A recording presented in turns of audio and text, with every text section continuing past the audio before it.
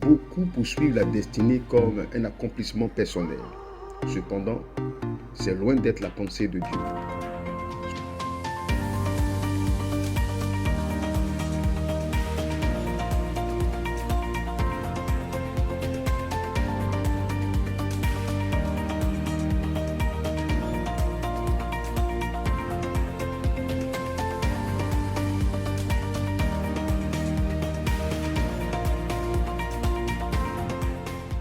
Bienvenue sur votre chaîne WhatsApp Fils de la Parole, podcast numéro 1. Aujourd'hui, nous parlerons de destinée. Pour les hommes, la destinée est une ambition personnelle. Pourquoi? Parce que dans la pensée des hommes, la destinée est conçue comme un rêve accompli, est conçue comme un sommet à atteindre. Il est conçu comme un style de vie glorieux, voire une réussite personnelle. C'est parfois synonyme de carrière, synonyme d'influence. Vous voyez, et toute cette vision est tournée sur soi-même. Pour l'homme, la destinée est un moyen de pouvoir se distinguer, pour élever, pouvoir être dans une sécurité, et parfois au détriment des autres. Et nous allons voir même que dans la Bible, nous trouvons le cas du jeune homme riche. Un homme riche qui s'approche du Christ et qui lui demande « Que dois-je faire pour hériter du royaume des cieux ?» Voici un homme riche qui va montrer à Christ que depuis son enfance, il s'attelle à accomplir les commandements. Et Christ lui dit, il te manque une seule chose. Oui, pour atteindre la destinée, il y a une chose que vous devez faire. Alors qu'est-ce qu'il lui dit? Il dit, va et vends tous tes biens et suis-moi. La Bible déclare que ce jeune homme est retourné tout triste. Pourquoi? Parce que son cœur était attaché à son ambition personnelle.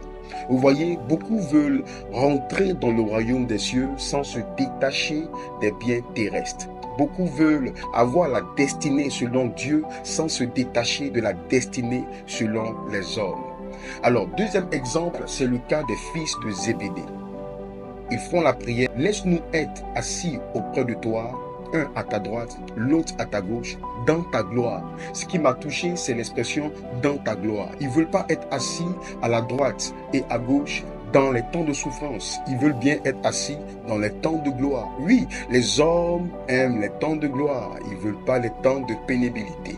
Vous allez voir que la leçon qu'il faut tirer ici des fils de Zébédée, c'est qu'ils ont compris que la destinée pour eux est synonyme de position élevée. Vous voyez, synonyme de position de gloire. Leur désir d'être auprès du Christ était une bonne chose, mais l'ambition était mauvaise. Ils voulaient être auprès du Christ, mais regardez, ils ne voulaient pas être auprès de lui pour le servir, mais pour profiter de la gloire. Alors la destinée, selon la pensée des hommes, est différente de la destinée selon la pensée de Dieu. La pensée de Dieu, elle présente la destinée comme une mission à accomplir. Elle présente la destinée comme un mandat, comme un service. Vous allez voir que pour Dieu, la destinée ne vient pas nous tourner vers nous-mêmes, mais elle nous conduit à nous tourner vers les autres. La destinée, c'est comme un arbre qui produit des fruits, mais qui ne les consomme pas, mais qui les met au service des autres. Et je veux qu'aujourd'hui, vous puissiez comprendre que si vous avez une destinée, alors cette destinée ne vous appartient pas. Shalom, shalom.